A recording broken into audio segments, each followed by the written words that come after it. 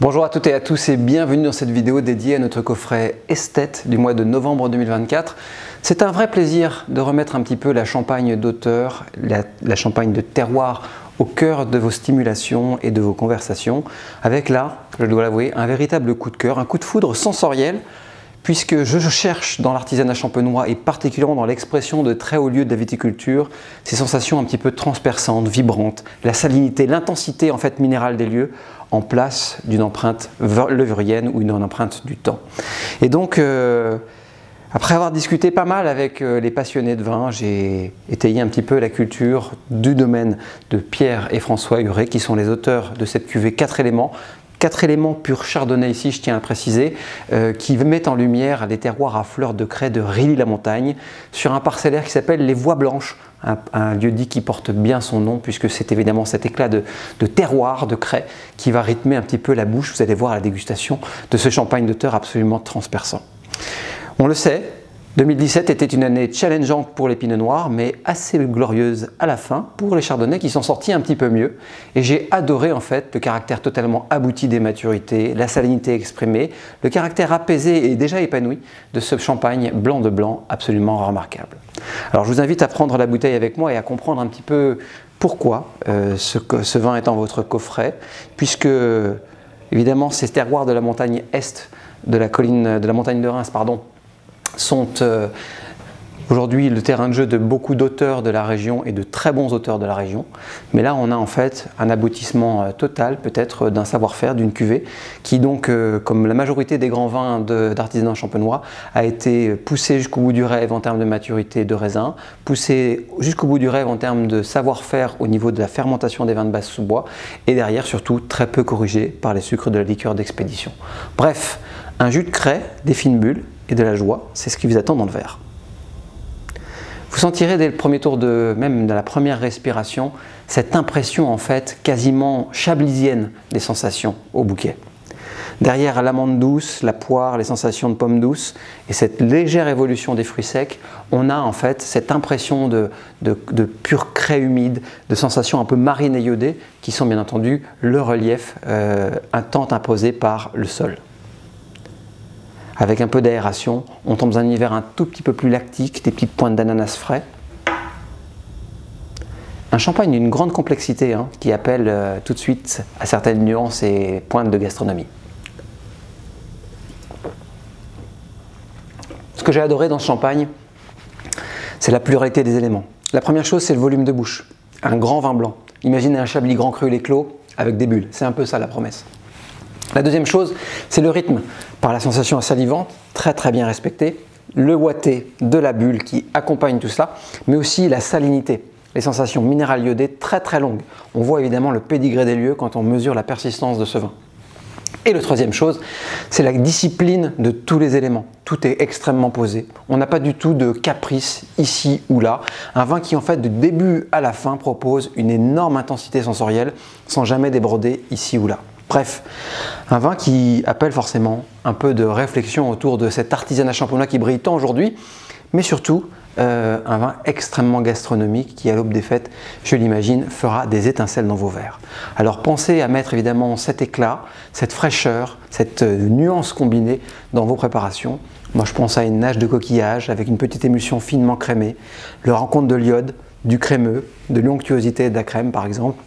Ça peut être quelque chose d'extrêmement intéressant et ça peut être surtout une prolongation d'un apéritif bien pensé. Alors voilà pour cette vidéo des 4 éléments des frères Huret. Vous avez compris qu'on a affaire à une des sommités de la viticulture champenoise du moment et un millésime extrêmement réussi. C'est pour ça qu'il est aujourd'hui dans votre coffret Esthète. Bonjour à tous et bienvenue pour la deuxième bouteille de votre coffret Esthète du mois de novembre 2024. C'est un bonheur de pouvoir parler un petit peu encore de la Bourgogne, d'une découverte, d'une rencontre aussi, qui m'a été très agréable cette année. Xavier Monod, un des très bons auteurs de ce secteur Meursault, Chassagne, Puligny, qui opère également en rouge un petit peu entre Beaune et Volnay.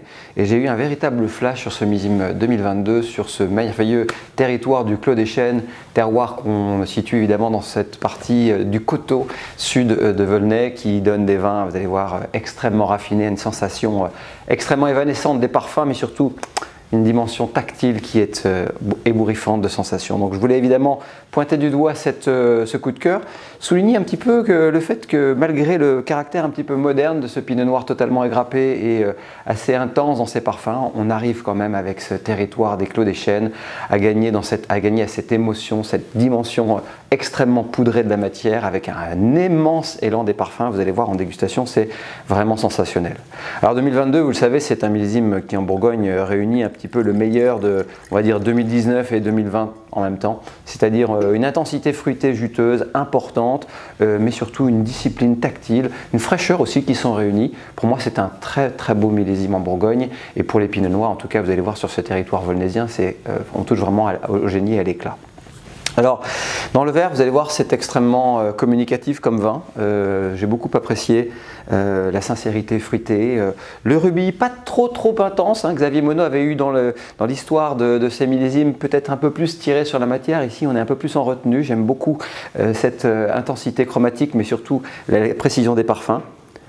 Cette sensation aussi de monter dans le cerisier, la cerise juteuse, le burla, le cassis frais, des nuances qui sont un tout petit peu plus également tournées vers l'éclat calcaire. On sent quand même qu'on a la Roche-Mère qui n'est pas très loin.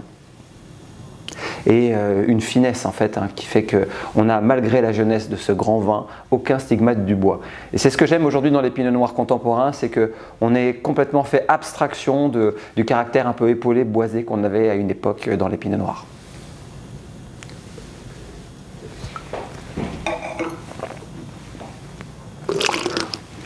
Regardez bien la conjugaison de ce vin en bouche, extrêmement juteux, pas du tout tannique, une sensation très acidulée, beaucoup de parfum et une véritable boulevard pour la longueur aromatique que moi je trouve extrêmement exceptionnel sur ce vin.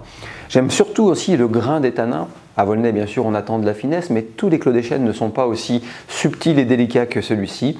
Là, on a du sel, on a de l'intensité salivante et on a un véritable élan sur la persistance de bouche, autour des sensations, autour du noyau, du cassis frais, des baies un peu percutantes comme ça. Un sel minéral intense, bien sûr venant du sol, qui va étirer tous ces messages. C'est un peu la promesse de ce Volnay premier cru.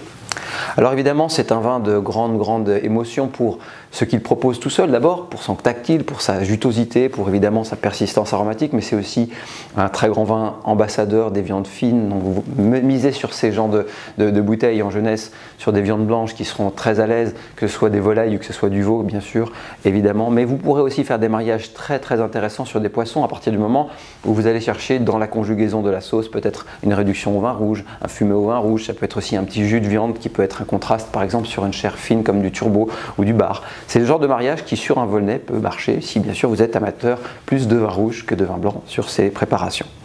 Voilà, alors c'est un bébé évidemment, il faudra regarder l'avenir avec beaucoup de sérénité pour pouvoir évoquer la complexité que prendra ce vin, mais au regard de sa dimension tactile, la seule chose que je peux vous promettre aujourd'hui, c'est qu'il ne sera jamais dur ou pénible dans le verre. Vous en avez parfaitement l'illustration aujourd'hui.